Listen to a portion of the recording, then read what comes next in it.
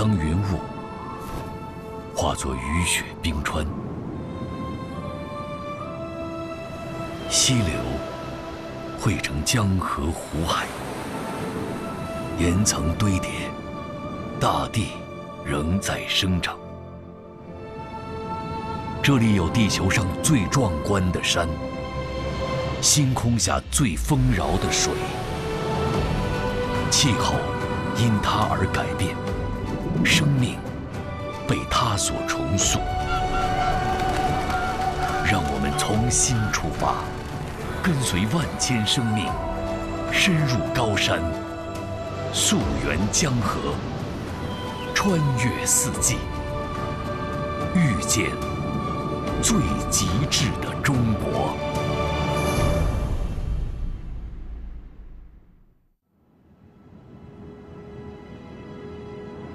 在中国西南，源于念青唐古拉山脉的高黎贡山，自北向南，横亘在云南西部的中缅边境上。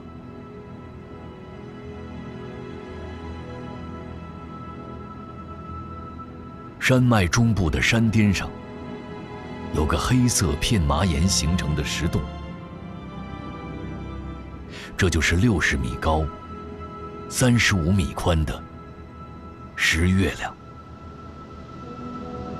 透过石月亮，还能直接俯瞰中国西南地区的大河怒江。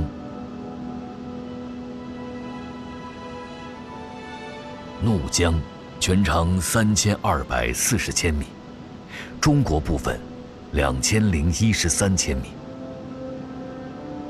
由此向东19千米，就是另一条大江，东南亚最大的国际河流澜沧江。而且再向东46千米，便是中国第一长河长江的上游金沙江。3条由北向南并行奔流的世界级大江，就在这里把大地切割成互不相连的4块，形成了江河并流、生态隔绝的独特区域，举世无双。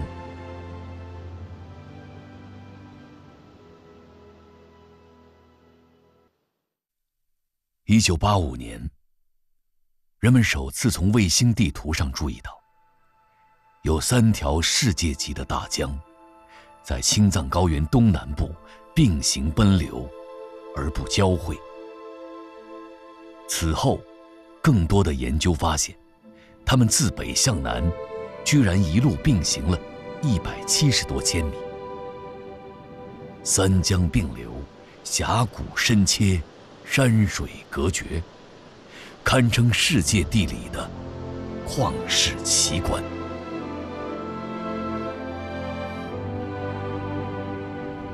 怒江位于3条大江的最西边，它的西侧就是山高坡陡的高黎贡山，垂直高差超过4000米。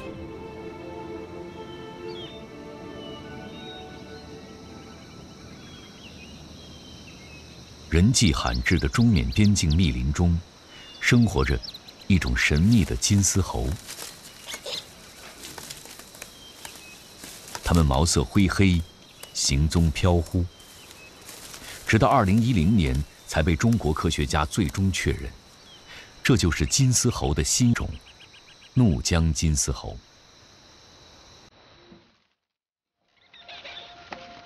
此前，全球仅发现4种金丝猴，它就是最新发现的第5种，种群数量估计仅有400余只。这片密林就是它们唯一的栖息地。茂密的常绿阔叶林看似物产丰富，但要填饱肚子，却需要主动出击，仔细甄别。据说，它们能在这片丛林中甄选出90多种可食用的植物和地衣，而且它们可能是世界上最有口福的金丝猴，甚至花朵都会出现在它们的食谱中。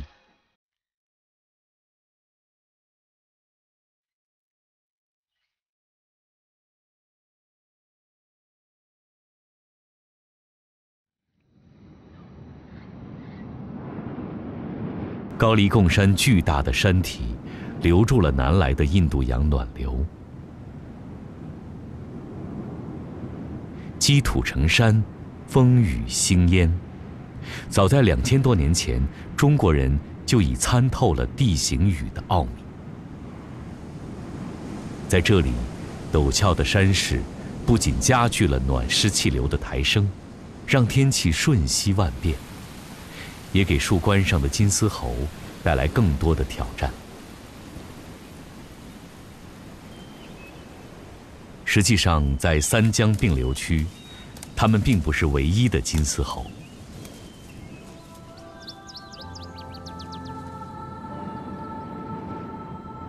怒江因江水深黑，在我国最早的地理著作《禹贡》中，曾被称为黑水河。在它的东岸，沿着山脊继续向北，云雾深处的山脉中，就生活着另外一种金丝猴。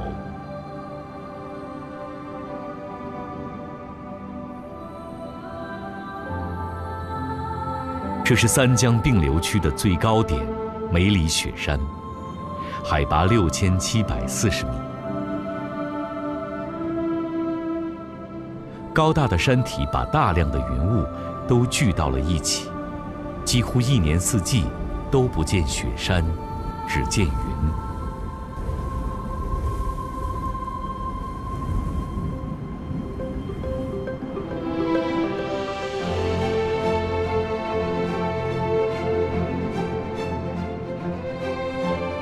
一山有四季，10里不同天。古老的冰川、峻拔的雪山、变幻的云海，共同成就了这座极致的高山。从梅里雪山的西坡看上去，山顶的造型宛如爷爷的面庞，冷峻而又慈祥，令人称奇。更为神奇的是，雪峰之下的金丝猴，就因山水的隔绝，演化成了不同的种。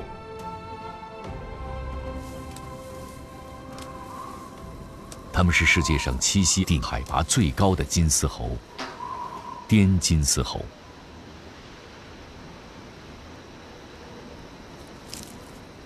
与怒江金丝猴生活区域相比，滇金丝猴生活的针叶阔叶混交林相对单调。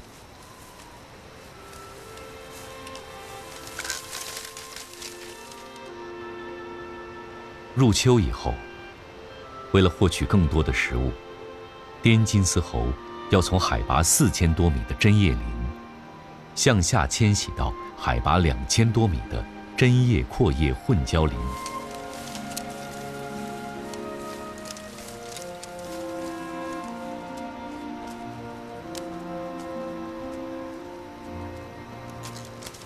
这是猴群的必经之路。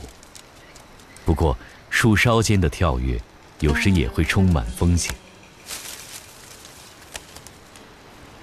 身高体壮的大公猴就在这儿停了下来。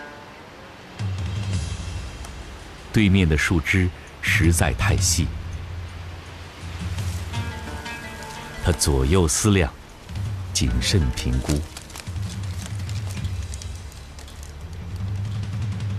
家人都为他捏了一把汗。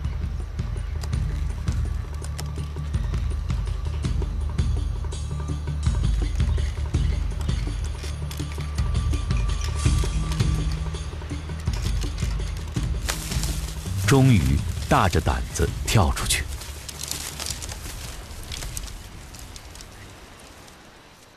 出生的幼猴哺乳期长达1年，此后他们还得在家人的照看下度过2年见习生活。这是小猴第一次来到冬天的觅食地，好奇心驱使他四处查看，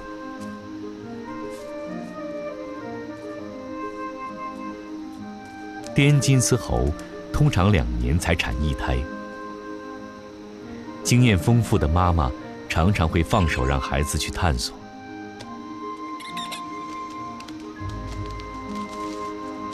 毕竟，只有不断的实践，才能真正掌握生存本领。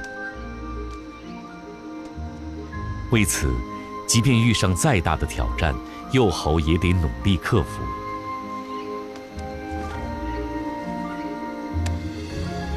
事实上，金丝猴的共同祖先就诞生在青藏高原。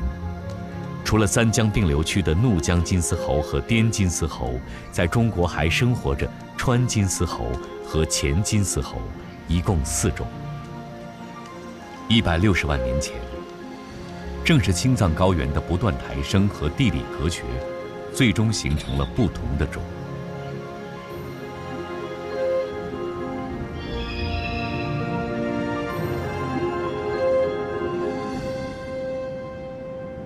在三江并流区，江河的隔绝，对于植物来说，反倒是一个机遇。这里许多山地都成为了独立的生态单元。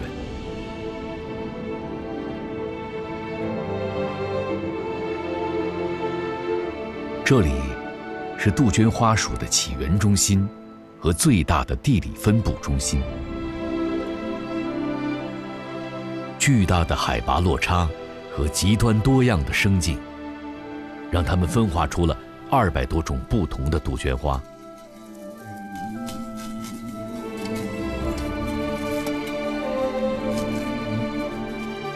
每到花季，各种杜鹃花就会漫山遍野铺展开来，成为这个地区的植物奇观。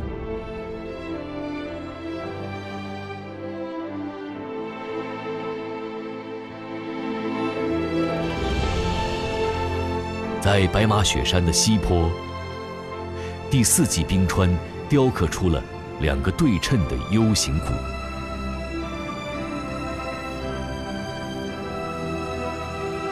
2座紧紧相邻的山谷，犹如平行的世界。每逢初夏，无数的高山花卉便争相绽放，把这里装扮成了神奇的鲜花山谷。在这里，2江夹持的山脉，犹如连通青藏高原的路桥，让身居高原的汉塔得以南迁，来到这片低纬度的山谷。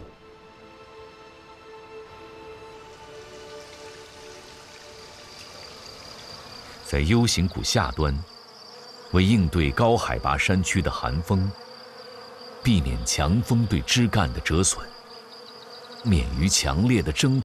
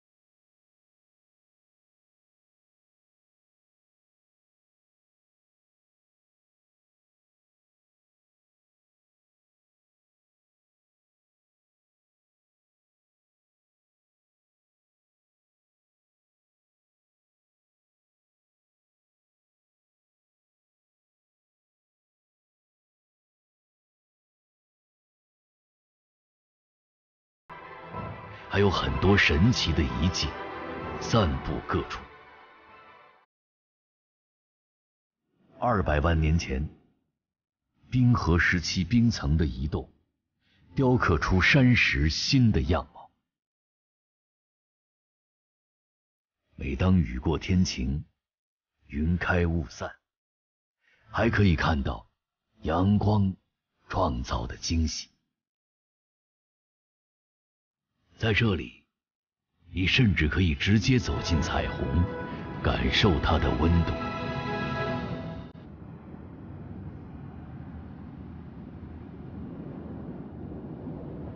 继续向西，怒江的西面还有一片冰川雕刻的杰作。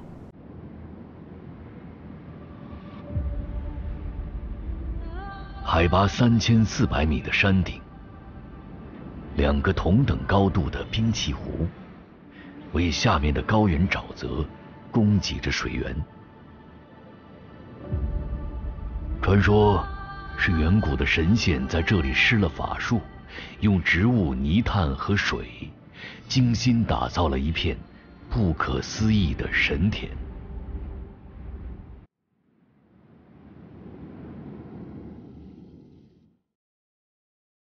这里是三江并流区域降雨量最大的地区。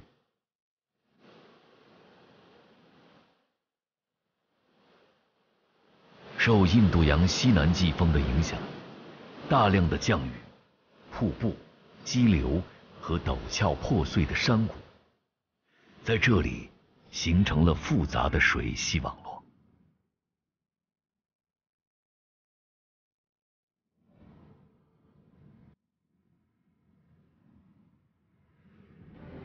高黎贡山的北部密林中，还生活着一种庞然大物——高黎贡羚牛。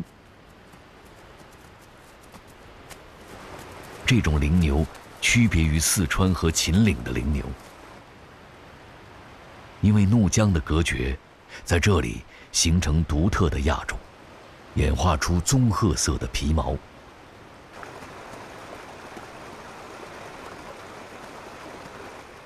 虽然它们被叫做羚牛，但其实并不是牛，在分类上属于寒带羚羊。在高耸的山崖、深切的沟谷中，山水隔绝的复杂环境，给高黎贡羚牛带来巨大挑战。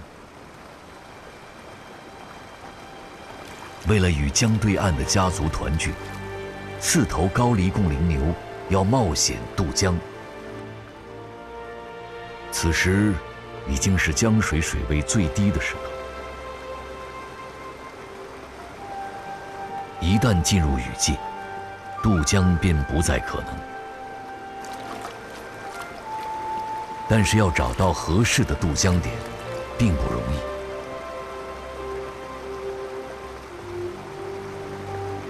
在如此湍急的河流里，即便是游泳高手，也可能出现意外。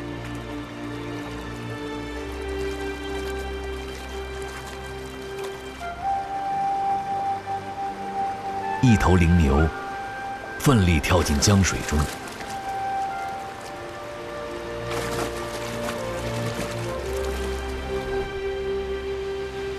在第一头羚牛的带领下，其他羚牛也终于顺利抵达对岸。羚牛群团聚了。与3条大江相比，眼前的独龙江其实并不算大，但是强壮的高黎贡羚牛仍然为此付出巨大代价。在他们的家族里，可以看到伤残的个体还在顽强地生存。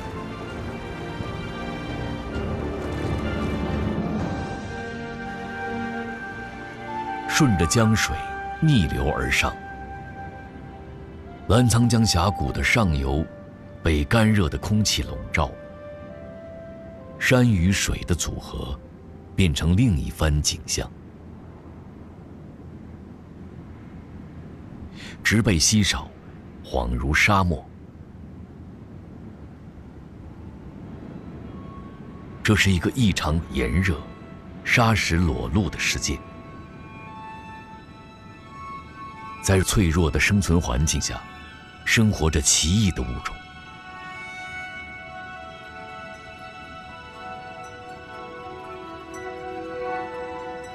翡翠龙蜥，全球仅存于澜沧江上游，海拔3000米以下河谷中，直到2016年才被科学界正式发现。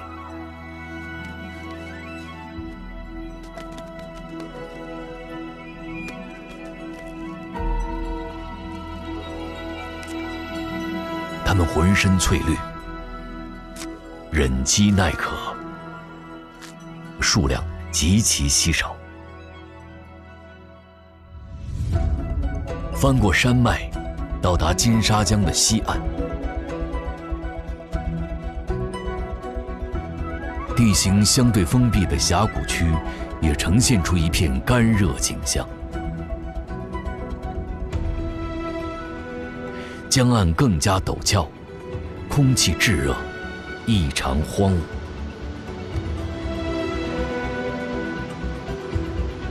在这里居住着一种特殊的岩羊，它们身材矮小，仅生活在金沙江沿岸的这片干热河谷中，被称为矮岩羊。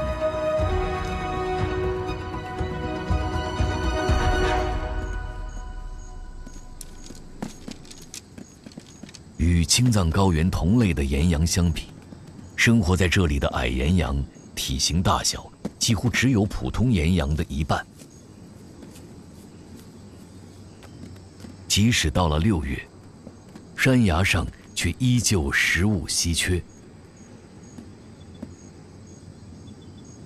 为了填饱肚子，一对矮岩羊母女正沿着岩壁艰难觅食。事实上，每到食物匮乏的季节，矮岩羊都会结伴长途跋涉去寻找特殊的食物。目的地就藏在陡峭山崖的后面。在峡谷的转角处，有一片长势茂盛的仙人掌。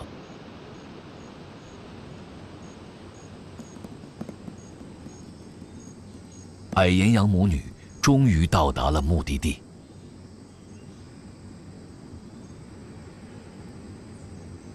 仙人掌富含水分的茎叶和果实，可以为矮岩羊提供能量。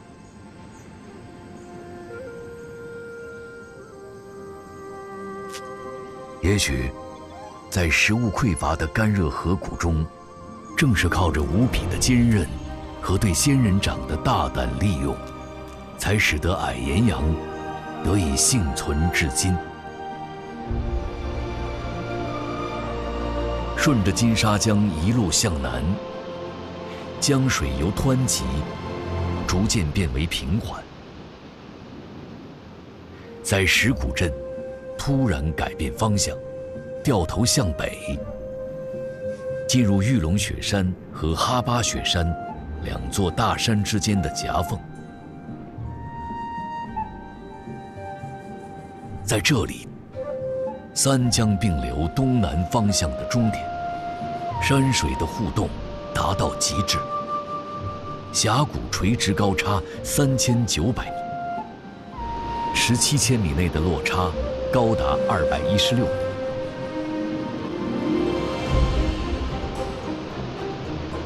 发源于青藏高原的金沙江一路奔流，最终曲折向东，贯穿中国，是3条大江中唯一一条东流入海的河流。这是巍峨之山、盈淤之水造就的绝世深谷。江河并流的多重空间，不仅让无数生命由此分化绽放，更在我们的星球上创造出了难以超越的极限。